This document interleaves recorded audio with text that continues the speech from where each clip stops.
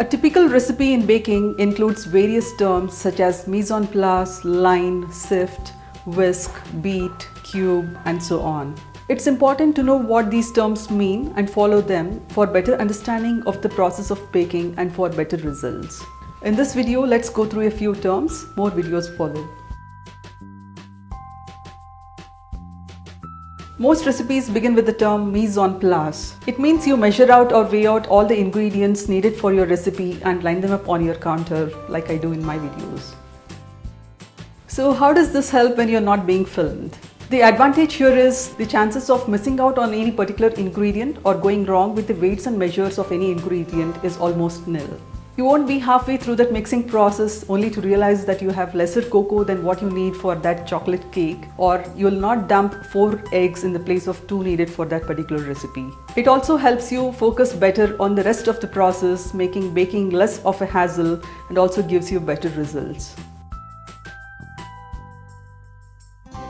The pan or tin you will be using for baking in the recipe will need to be prepared as needed in the recipe. This helps the cakes or cookies release neatly from the pan. Generally for cakes, this means that you'll be lining the bottom of the pan with some baking parchment.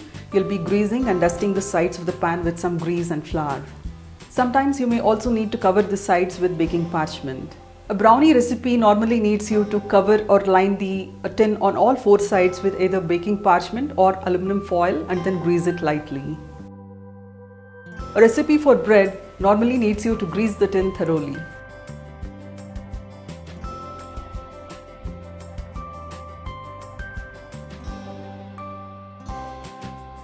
These are all general instructions, of course, and you can follow this if the recipe doesn't give you specific instructions. Please do click on the eye at the top corner of the screen to watch my video on lining pans and other related videos.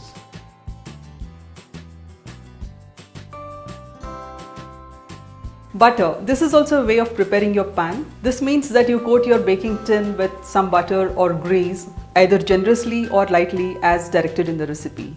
You could of course also use some baking spray, some ghee or oil as needed. Buttering helps easy release of the baked goods from the pan. Preheating. Say preheat your oven to 180 degrees centigrade. Preheating is again something done even before you start mixing the batter. This is because you want the oven hot and ready to the temperature needed in the recipe even before the batter is ready. Once the batter is ready, it needs to go into the oven immediately. It can't be kept waiting.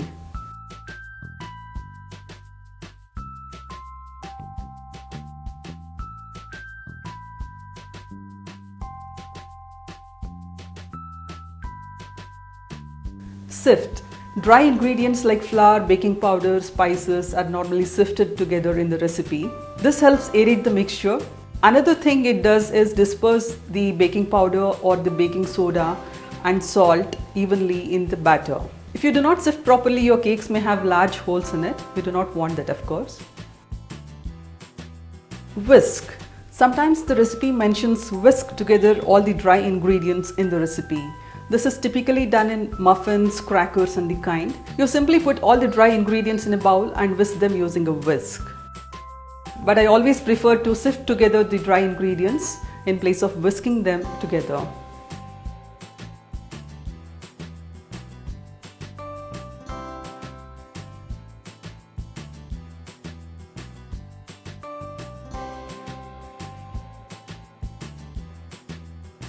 There'll be more videos coming up. Please subscribe, please stay tuned.